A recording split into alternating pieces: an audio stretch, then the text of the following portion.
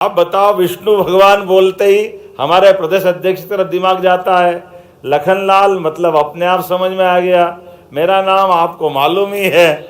और इधर से देखो भगवान दास, तो सब में भगवान समाये हुए हैं, संत वृंद बैठे हैं, हमारी मालती राय जी, महापौर जी और किशन, फिर वही भगवान कृष्ण का नाम आ गया। तो ये जो हमारे लिए संयोग ऐसे, जैसे परमात्मा की जब कृपा होती है तो चारों तरफ से होती है, कहीं से कोई छूटता नहीं। ऐसे गौ माता का समय आया, पहले तो पूरे मंच के लिए जोरदार अभिनंदन करें और सारे संत वृंद के लिए भी। और सच्चे अर्थों में ये जब मैं अपने आप में मैं खुद उस तरह से देखता हूँ, मेरे से पत्रकार ने भी पूछा तो मैंने कहा बोलिए कोई तकलीफ नहीं। उन्होंने कहा जिनके घर गाय वो गोपाल, और जिसके घर गाय है तो गाय वाला कहलाता कि नहीं कहलाता। तो इतने सारे गाय वाले बैठे, जोरदार अभिनंदन करो अपने आप के लिए भी। आज बदलते दौर में परमात्मा की कृपा से मध्य प्रदेश की धरती पर हमारा सौभाग्य है। ये मुख्यमंत्री निवास तो भले ही है, लेकिन सच्चे अर्थों में ये हमारे आप सब गोपालों का निवास है। मैं आपका स्वागत करता हूं, आपका अभिनंदन करता हूं। और केवल आपको यही नहीं रोक रहा हूं, आपके अपने घर, आपके अपनी गौशाला, जहां जहां गौमाता है वहां वहां हमारा तो ऐसा माना जाता कि 33 करोड़ देवी देवताओं का वो निवास हो जाता है। वो तो स्वर्ग समान हो जाता है। धरती पे स्वर्ग कहाँ, जहां गौमाता और गोपाल मही स्वर्ग है, उससे बड़ा कौन सा स्वर्ग का स्थान होगा। परमात्मा की कृपा से हम सब इस बात को महसूस करते हैं। धीरे धीरे करके दुनिया भी जानने लगी है भारतीय गौवंश की गौ माताओं का, उनका जो अपना अलग अलग परिस्थिति के साथ तादाद में बिठाते हुए भगवान का विशेष आशीर्वाद हमारे गौवंश गौ माता के साथ है। आज के इस अवसर पर जब हमारे राज्य स्तरीय गौशाला सम्मेलन की बात कर रहे हैं और यहाँ अलग अलग प्रकार की गौशालाओं के माध्यम से आप सबसे जब मैं बात कर रहा हूँ, तो ये बात तो सही है कि हमारे बीच में हमारा अपना जन्म भले अपनी माता ने दिया और हमारी माता की अपनी सीमा है, लेकिन जहां माँ की सीमा समाप्त होती है वहां से गौ माता की सीमा चालू होती है। यह अलग प्रकार की हमारी संस्कृति है। इसलिए हमारे घर के अंदर भी अन्न की अगर रोटी बनती है तो पहली रोटी पे हक हमारी गौ माता का होता है। ये हमारी संस्कृति है, ये प्रकृति से हमको जोड़ने का काम भी करती है। गौ माता का भी जीवन देखो, अपने बच्चे के लिए भी दूध देती है, लेकिन हमारे लिए भी अमृत बचा के रखती है। ये और कोई नहीं कर सकता, ये केवल गौ माता के ही अपने परमात्मा ने भाग्य में दिया है। और इसीलिए भगवान कृष्ण का भी कोई नाम बोलो मत बोलो, लेकिन जैसे ही गोपाल कृष्ण की जय बोलो वो आनंद में डूब जाते हैं। बोले गोपाल कृष्ण भगवान की। और इसीलिए जब भी ऋषि मुनियों का नाम आता है, कोई भी व्रत संकल्प की बात आती है, जीते जी तो ठीक है, शरीर भी छूटने वाला है, तो आखिरी में गोदान करा करके ऐसा लगता है कि परमात्मा ये जीवन तो धन्य कर दे, आगे की तेरी इच्छा है। भगवान भी प्रसन्न हो जाते हैं। ये परमात्मा की लीला है। और हमारे लिए तो आज बदलते दौर में एक बार जोरदार अभिनंदन करें यशस्वी प्रधानमंत्री श्रीमान नरेंद्र मोदी जी के माध्यम से। पूरा देश बदल रहा है, दुनिया देख रही है, हमारे अपने वर्तमान के देश का जो मान सम्मान बढ़ रहा है।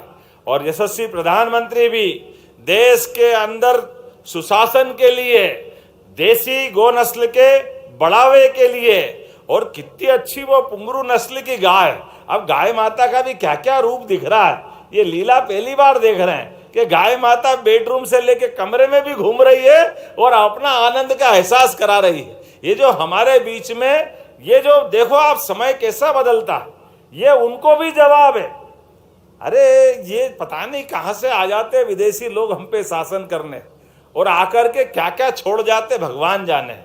हमारे यहाँ तो सुबह से गौमाता के साथ साथ गोधुली बेला की अपनी महत्ता रहती है शाम तक की।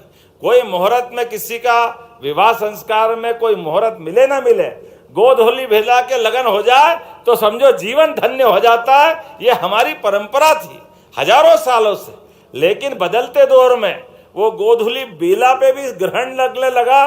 और जिनको हमारी संस्कृति पसंद नहीं है वो तो उस काल से, जब देवताओं का राक्षसों से द्वंद्व चलता आया, हजारों साल से उस परंपरा के तो संकट है। कोई हमारे ऋषि मुनियों के हड्डियों के ढेर लगाते थे, वो राक्षस वृत्ति जो है, असुर वृत्ति के कारण से वो वृत्ति से प्रवृत्ति बनते हुए बदलते दौर में पता नहीं गौमाता ने किसी का कुछ नहीं बिगाड़ा, लेकिन दृष्टि में दोष और व्यवस्थाओं में खोट, इसका परिणाम निकलता है। उसका परिणाम कैसे निकलता है? देश आजाद हो गया। आजादी के बाद देश के अंदर हमारे सभी संसाधनों के बलबूते पर जिस जीवन शैली से हजारों लाखों करोड़ों सालों से भारत की पहचान बनी आई थी, उस पहचान को पहचानने के बजाय नादानी की तरफ कदम बढ़ाए गए। और नादानी की तरफ कदम बढ़ाने के दुष्परिणाम क्या आए आप अपन सब देख रहे हैं। हमारे गांव की, हमारी प्राचीन गांव के अंदर, गांव तो महात्मा गांधी जी के शब्दों में भारत की आत्मा सच्चे अर्थों में गांवों में ही बसती थी। लेकिन दुर्भाग्य के साथ गांव और गाय का संबंध अलग अलग नहीं होता है, लेकिन योजनाबद्ध तरीके से वो तो भला। और सरदार वल्लभ भाई पटेल का जोरदार अभिनंदन करो, जिन्हें अपना अमूल के माध्यम से सहकारिता के आधार पर देश भर में आदर्श मॉडल बना करके अमूल के ब्रांड के आधार पर हमारे गांवों का भला करना है, किसानों का भला करना है, तो खेती बाड़ी तो अच्छी करो, लेकिन खेती बाड़ी के साथ साथ हमारे दूध उत्पादन को भी बढ़ावा दिलवाओ और उसमें भागीदार कर लो। फसल तो आएगी 1 महीने, 3 महीने, 6 महीने, अलग अलग सीजन में, लेकिन रोज नगद अगर कहीं होता है तो दूध उत्पादन के माध्यम से होता है। इसलिए अमूल का प्लांट कितना जबरदस्त रूप से बना करके चलाया, हम जाने अनजाने उसमें से सरदार वल्लभ भाई पटेल का और उन नेताओं का नाम गायब कर देते हैं, और जिनको अपन ने नौकरी से रखा उनकी बात करने लग जाते हैं।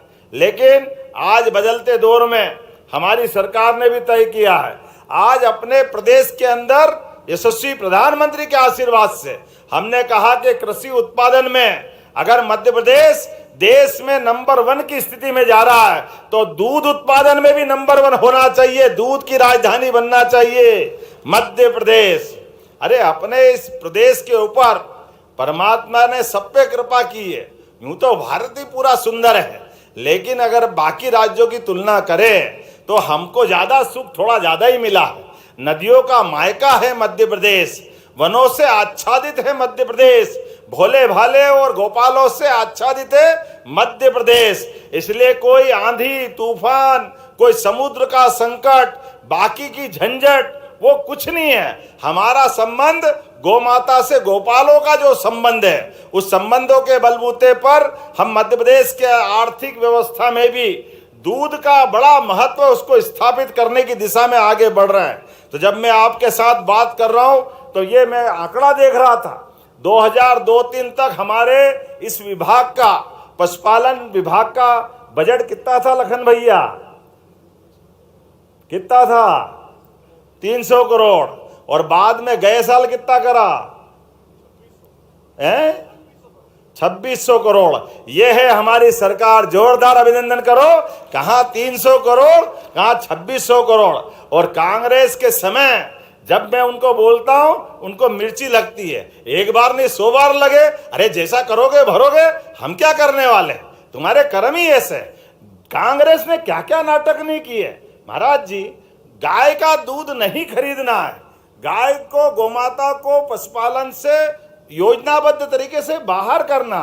ये गली गली मारे मारे घूमने के लिए षड्यंत्र कैसा किया, उस षड्यंत्र पे अगर बात करना चाहें, कांग्रेसियों को माफी मांगना चाहिए। इनने दूध खरीदने में एक नियम लगा दिया कि फैट से दूध खरीदेंगे। अब सीधे सीधे नहीं बोल रहे हैं कि भैंस का ही खरीदेंगे। अरे क्या मालूम क्या चक्कर है, जब अपने यहाँ गोवंश की इतनी भरमार है, वो गाय का दूध पतला होता है, भैंस का मोटा होता है। अब कोई भी गोमाता का दूध लेके जब भी दुग्ध संघ पे पास जाए तो कहते हैं आपका दूध नहीं खरीद सकते। और मजे की बात देखो कैसी उल्टी गंगा बहती। भैंस का दूध दूध वाले को बेचो या डेयरी पे बेच दो, और वो पानी मिला के गाय का दूध सबको बत्ती दे रहे हैं, वो चलेगा। लेकिन गाय का दूध कोई खरीद के देने आए, लेने आए, तो उसका प्रतिबंध लगा दोगे, ये कैसे चलेगा? हमने निर्णय किया है अब गाय का दूध भी उसी सम्मान से खरीदेंगे जो हमारी सरकार की भावना के आधार पर किसानों की सद्भावना का सम्मान करेगी। गौमाता का जो दूध है, अरे वो तो अमृत समान है सच्चे अर्थों में। अगर आपको आहार में और कुछ मिले ना मिले, गौमाता के दूध का पान कर लो, वो समूचा आहार हो जाता है, आपका जीवन धन्य हो जाता है। जब हम इस दिशा में आगे बढ़ रहे हैं तो आज अपने गौवंश संरक्षण की बात भी करेंगे और संवर्धन के साथ साथ प्रदेश सरकार के अंदर गौ सेवा पालकों का सम्मान करते हुए अलग अलग प्रकार के गौशाला संचालन के सभी प्रकार की योजनाओं का एक साथ हम अपने इस विभाग के माध्यम से आधुनिक समय की दृष्टि से जोड़ करके बढ़ रहे हैं। जब हमने गौशालाओं की बात की है तो गौशाला आजकल हाईटेक गौशाला, एक अंग्रेजी का शब्द बढ़ गया। वो अंग्रेजी के शब्द बढ़ने में हाईटेक शब्द का मतलब क्या हो गया? अरे आप गाय माता के आधार पर केवल गौशाला में दूध उत्पादन जरूरी नहीं है, दूध उत्पादन तो चाहिए ही चाहिए, लेकिन दूध उत्पादन के साथ साथ सीएनजी गैस बना सकते हैं, प्राकृतिक खाद बना सकते हैं, गोमूत्र की बहुत सारी दवाइयां बना सकते हैं। अरे एक गौमाता और 1000 प्रकार के रास्ते, जिस भी रास्ते से देखोगे, हर रास्ते से व्यक्ति के जीवन में एक अलग प्रकार का आनंद, एक अलग प्रकार का सहयोग का रास्ता खुलता है। और सरकार का मतलब ही है, सरकार का मतलब व्यक्ति के जीवन में कष्ट, गरीबी, परेशानी से निजात और सुख की समृद्धि का मार्ग खुले। और ये मार्ग हमें पक्का भरोसा है ये गौमाता के माध्यम से आ रहा है और निश्चित रूप से बदलते दौर में मध्य प्रदेश बदलने की तरफ आगे बढ़ रहा है। आज जब यहाँ हम गौमाता की बात कर रहे हैं तो हमारे माध्यम से जब मैं यहाँ अलग अलग लोगों को पुरस्कार दे रहा था और जानकारी भी ले रहा था तो ध्यान में क्या क्या आ रहा है, कितने प्रकार से और काम कर सकते हैं। आज हमने 20 रुपए से गौमाता का प्रति गौमाता की दृष्टि से गौशाला को स्वावलंबी बनाते हुए 20 का 40 रुपया मध्य प्रदेश सरकार ने ये बड़ी सौगात देने का काम किया है। गौशाला के लिए 40 रुपया महत्व नहीं है, लेकिन 40 से बड़ी हमारी भावना है कि हाँ हम इस बात को मानते हैं कि हाँ हमको गौशाला भाग भी बोला जाएगा। हमारे मंत्रालय से अगर गोपालन नहीं जुड़ेगा, गोपाल नहीं जुड़ेगा तो फायदा क्या है? विभाग के साथ हमारी जो मूल भावना है कि हाँ हम गौमाता के आधार पर इस विभाग का सम्मान देना चाहते हैं, तो इसलिए उस विभाग से बढ़ेंगे। और उतना ही नहीं, देसी गौशालाओं के अंदर अभी आपके माध्यम से दूध, सीएनजी, खाद, प्राकृतिक खाद, लेकिन अब जिनके घर में गौमाताएं हैं और गौपालन की हमारी जो योजना है, 25 से ज्यादा गाय के अगर 1 यूनिट मानते हैं तो 25% अनुदान, अर्थात 40 लाख की गाय अगर आप खरीद के लाओगे दूध उत्पादन के माध्यम से सरकार के लिए, तो सरकार आपको 10 लाख रुपए का अनुदान देगी। केवल 30 लाख लौटाना है, 10 लाख आपको सरकार के माध्यम से दिए जाएंगे, ताकि केवल गौशाला में नहीं, व्यक्तिगत रूप से भी लोग अपने घर में गाय पालन को प्रोत्साहन दें। और उससे आगे बढ़ करके अब हमने कहा कि जिन जिन के घर में गौशाला है और उनकी खेती बाड़ी है, अगर वो खेती करते हैं तो प्राकृतिक खेती के माध्यम से जो जो लाभ देने वाले हैं वो अपने घर के गाय के गोबर से, गोमूत्र से कीटनाशक बनाए, दवाई बनाए, खाद बनाए, सब प्रकार की व्यवस्था जुटाए। तो उसके लिए भी हमारी प्राकृतिक फसल खरीदने के लिए उनका पंजीयन करते हुए, ऐसे है ना वर्णवाल जी, प्राकृतिक खेती को बढ़ावा देते हुए हमारे उनको उसकी आय भी बढ़ाएंगे। अभी गेहूं बेचते 2600 रुपये क्विंटल और प्राकृतिक हो गया तो क्या क्विंटल मिलेगा? 4 से 5 हजार रुपये क्विंटल। तो आम के आम गुठली के दाम हुए कि नहीं? जोरदार अभिनंदन करो। हमारी अपने प्रत्येक किसान की आय बढ़ाने के लिए, और केवल फसल में हमारी गेहूं और ये फसल नहीं, अगर बागवानी करते हैं, साग भाजी बेचते हैं और ऐसी जैविक खाद के लिए भी सभी प्रकार की फसलों के साथ हमारे लिए दैनिक जीवन में प्राकृतिक रूप से ये सारी फसलों को प्रोत्साहन देने के लिए हमारी इस योजना में आने वाले समय में कृषि विभाग को भी जोड़ करके आपके साथ आपकी जिंदगी में यह नया एक रास्ता खोलने का प्रयास करेंगे। जब मैं आपसे बात कर रहा हूं तो इसके साथ साथ आने वाले समय में और बदलते हुए खास करके हमारी गौशालाओं का प्रयोग भी बदला है। हमने जब योजना बनाई थी तो बड़ा डर लग रहा था कि हमारी योजनाओं के बलबूते पे गौशालाओं से काम चलेगा। डरा देते थे अधिकारी भी और जनता भी डरा देती थी। लाखों गौशालाओं की गौमाताएं गौशाला में नहीं है, सड़कों पे है। लेकिन 1 साल से भी कम समय हुआ है, एक तरह से क्रांति हुई है। अब बड़े बड़े नगर में भी, कहाँ ये उज्जैन, भोपाल, ग्वालियर ने तो गजब कर दिया। 9,000 से ज्यादा गौमाताएं है। और अभी भी कह रहे हैं महाराज जी, अपने प्रदेश के अंदर अगर राजमार्गों पे आवारा, लावारिस, बूढ़ी, अपाहिज अगर गाय माता मिलेगी, उस गाय माता को ससम्मान हम गौशाला में पहुंचा करके गाय की भी जान बचाएंगे और अपनी भावना का भी सम्मान करेंगे। अरे गौ माता को कोई सड़क पे टक्कर मार जाए, वो बेजान जानवर तड़पता रहे, कितना दुख होता है। लेकिन ये कोई समझते नहीं है। कई बार नादानी में लोग बोल देते हैं ये क्या हो जाता है बरसात में, न क्या हो जाता है। ये गाय को क्या सड़क पे पसंद आती कि सड़क पे बीच में वो बैठती है। कई बार तो इतना गलत शब्द भी बोलते कि बोलते शर्म आती है कि जान करते ये जो घटना घटती है, गौ माता की कई बार मृत्यु हो जाती है, गौ माता की कुछ घटना घट जाती है। हमने कहा भाई तुमने कभी गाय नहीं पाली और गाय का मनोभाव नहीं समझा, तुम ऐसी बात कर रहे हो। तो उन्होंने कहा क्या हो गया, क्यों बैठती गाय सड़क पे आकर के। हमने कहा बहुत सरल बात है, गौ माता भी हमारे समान संवेदनशील है। बरसात में मक्खी, मच्छर, कीड़े मकोड़े ज़्यादा गीले जमीन पे और बाकी जगह परेशानी होती है, तो गौ माता को बैठने के लिए सड़क सूखी लगती है, अच्छी सड़क, इसलिए सूखी सड़क पे बैठती है। और दूसरी बात, वो जो मच्छर मक्खी जो उस पर बैठते भिनभिनाते हैं, अब वो पूंछ से जितनी भगाती बाकी वो भगाए कैसे, तो बड़ी मुश्किल आती। जब संख्या बढ़ जाती है तो पास में से जो गाड़ी जाती आती है उसकी हवा उसको बहुत अच्छी लगती है और मक्खी मच्छर परवारे भग जाते हैं, तो उसको लगता है ये पंखे चल रहे हैं मेरे लिए, तो वो आमतौर पर उसके लिए बैठती है। अब जो समझता है उसको तो समझ में आती है, अब जिसको नहीं समझ में आए उसको उल्टा दिमाग जाता है। वो अपने कष्ट के निवारण के लिए सड़क पे बैठ रही है। ये हमारी कमजोरी है कि हमने उसको ऐसे छोड़ दिया है। इसलिए हमारी सरकार ने निर्णय किया है कि अपने रोड के ऊपर बैठने वाली गौमाताओं को गौशाला पहुंचा करके हम उनका यथा योग्य प्रकार से उनके अवेयरनेस का काम करेंगे, उनको पशुपालन का काम करेंगे, ताकि ये सड़क पे गौशाला में उनके अपना जहाँ जगह वहाँ पहुँचे। लेकिन उससे आगे बढ़कर भी अभी तो हमने कहा कि आप घर में पालो, यहाँ जो गौशाला है वो है, लेकिन इसी बजट में 30 गौशालाएं निकाली है कि आप 5,000 से बड़ी गौशाला अगर खोलना चाहते हो तो आपको उसके लिए भी 20 की बजाय 40 रुपये प्रति गौमाता देंगे, 125 एकड़ जमीन भी देंगे।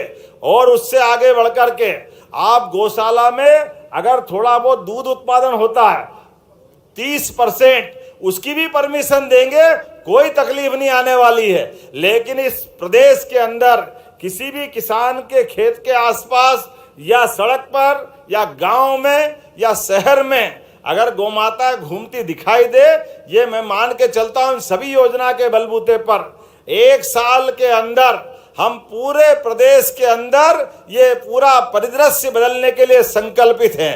लगातार इसी प्रकार से आप सबके सहयोग से न केवल गौमाता का सम्मान करते हुए प्राचीन संस्कृति को जीवंत करने का प्रयास कर रहे। अरे कितना अच्छा लगता है, दिवाली तो सब मनाते थे, लेकिन सरकार के माध्यम से भी गोवर्धन पूजा मनाई। जोरदार अभिनंदन करो, क्या जोरदार गोवर्धन बनाए थे, कितना आनंद आया। मैं महाराज जी वो वहां गया था श्योपुर के गोवर्धन में, अरे आपने वहां बुलाया था ग्वालियर, अरे हर जगह ऐसा लगता गोवर्धन पूजा भी 2-4 दिन मनाओ, इतनी जगह बढ़िया बढ़िया कार्यक्रम हो रहे थे। क्या गोवर्धन पर्वत बनाया, और सच्चे में गोवर्धन पर्वत तो गोवर्धन पर्वत ही है।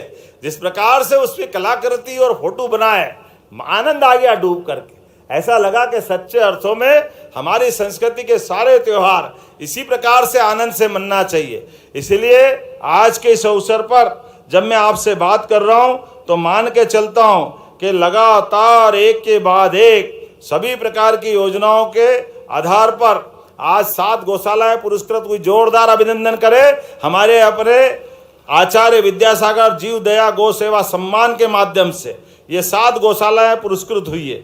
और डॉक्टर भीमराव अंबेडकर के माध्यम से 3 हितग्राहियों को स्वीकृति पत्र के साथ नवीन गौशालाओं के पंजीयन प्रमाण पत्र भी दिए गए। जोरदार अभिनंदन करें इस आधार पर भी। और 90 करोड़ की राशि आज एक साथ सिंगल क्लिक के माध्यम से सभी के खातों में भेजी गई है। जोरदार अभिनंदन करें हमारे अपने इस भाव के आधार पर। सवाल 90 करोड़ का नहीं है, अगर हमको 900 करोड़ भी देना पड़े तो सरकार पीछे आने को तैयार नहीं है। लगातार सरकार इस दिशा में आगे बढ़ती जाएगी। आज हमने नवीन खास करके निराश्रित गोवंश की समस्या के निवारण के लिए सरकार की सर्वोच्च प्राथमिकता है, इसलिए हमने 73 गौशालाओं के पंजीकरण के प्रमाण पत्र भी आज ही दे रहे हैं। लगातार इस पंजीकरण के अभियान को भी हम चलाते हुए इसी तरह से आगे बढ़ाते जा रहे हैं।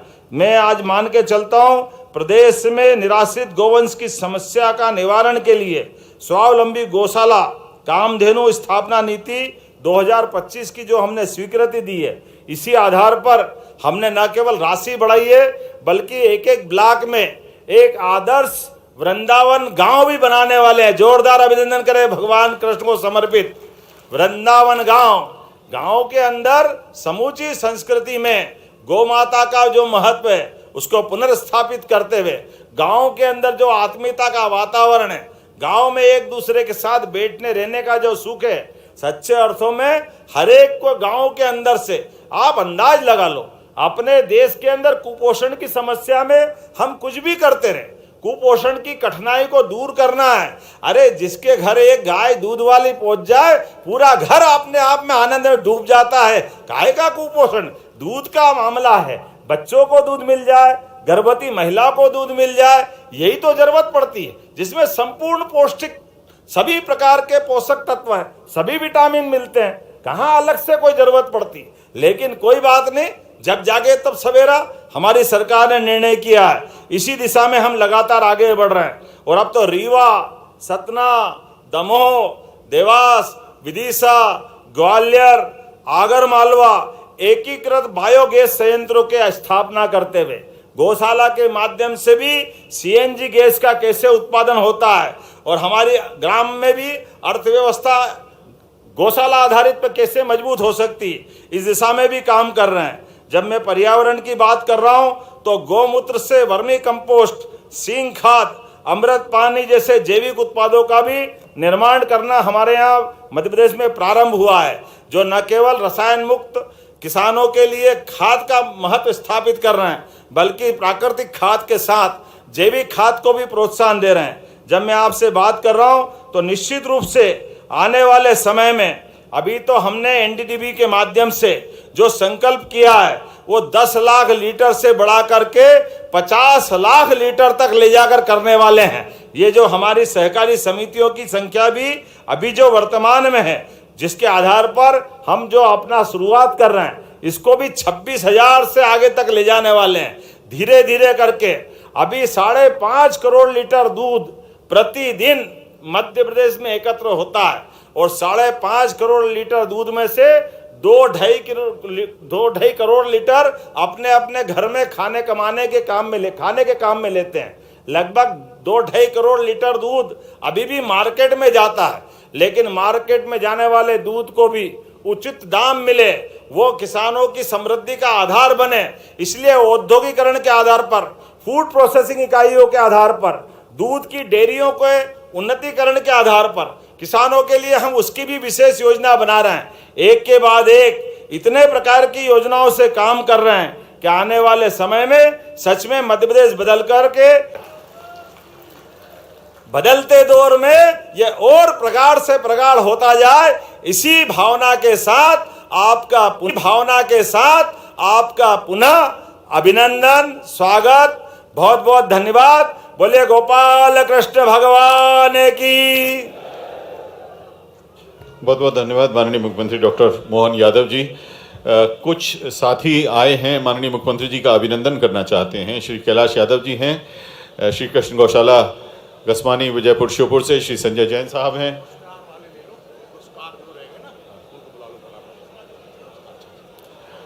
तो जो लोग अभिनंदन करना चाहते हैं वो मंच के पास में आ जाएं। थोड़ी देर में उस तरफ हम चलेंगे। अभी जो पुरस्कार रह गए थे उन पुरस्कारों को हम आगे बढ़ा रहे हैं। जैसा कि आप जानते हैं कि आचार्य श्री विद्यासागर जीव दया गौ सेवा सम्मान पुरस्कार 2 वर्षों के लिए 22-23 और 23-24 के लिए दिए जाने थे।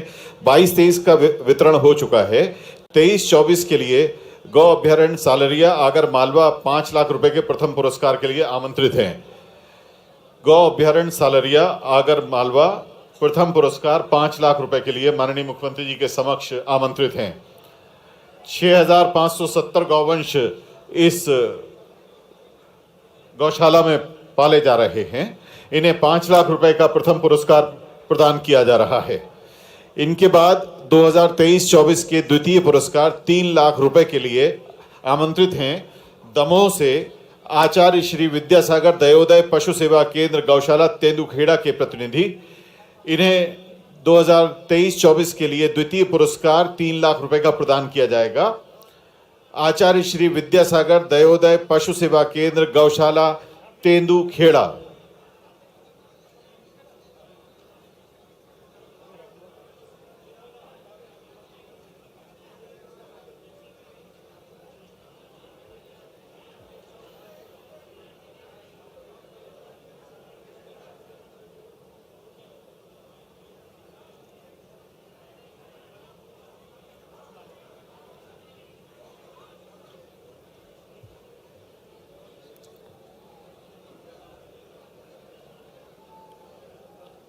द्वितीय पुरस्कार के लिए आचार्य श्री विद्यासागर दयोदय पशु सेवा केंद्र गौशाला तेंदुखेड़ा 3 लाख रुपए का पुरस्कार।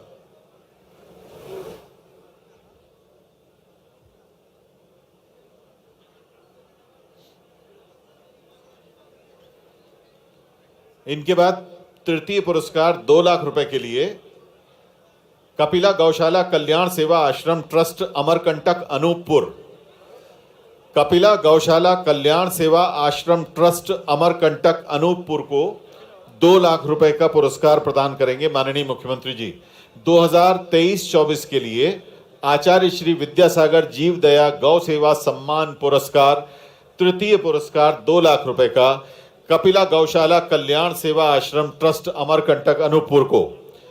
4 50-50 हजार रुपए के जो पुरस्कार दिए जा रहे हैं उनमें पहला सांत्वना पुरस्कार श्री वृंदावन कामधेनु गौशाला कल्याण समिति गढ़ी रायसेन।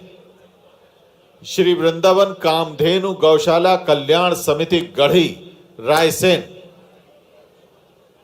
50,000 रुपए का सांत्वना पुरस्कार।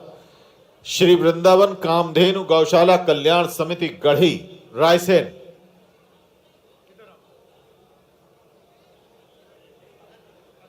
इनके बाद द्वितीय सांत्वना पुरस्कार 50,000 रुपए का बाहुबली जीव रक्षा एवं संरक्षण न्यास मेगा सिवनी छिंदवाड़ा।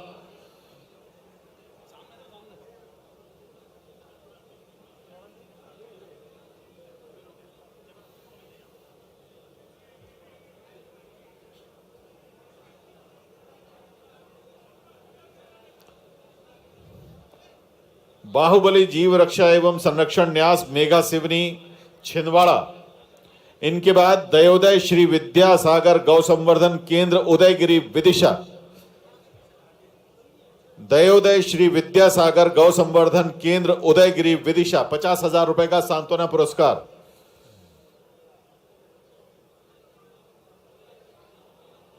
और चौथा सांत्वना पुरस्कार 50,000 रुपए का रामचंद्र गौशाला हरदा। सीताराम रामचंद्र गौशाला हरदा।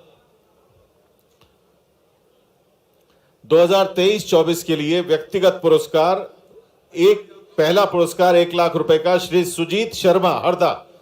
श्री सुजीत शर्मा हरदा। उनके बाद द्वितीय पुरस्कार भोपाल से श्रीमती मीता नायर के लिए और तृतीय पुरस्कार मंडला से श्री दिलीप चंद्रौल के लिए। आचार्य श्री विद्यासागर जीव दया सम्मान व्यक्तिगत श्रेणी 2023-24 के लिए प्रथम पुरस्कार श्री सुजीत शर्मा 1 लाख रुपए माननीय मुख्यमंत्री जी से पुरस्कार प्राप्त करते हुए। इनके बाद भोपाल से श्रीमती मीता नायर,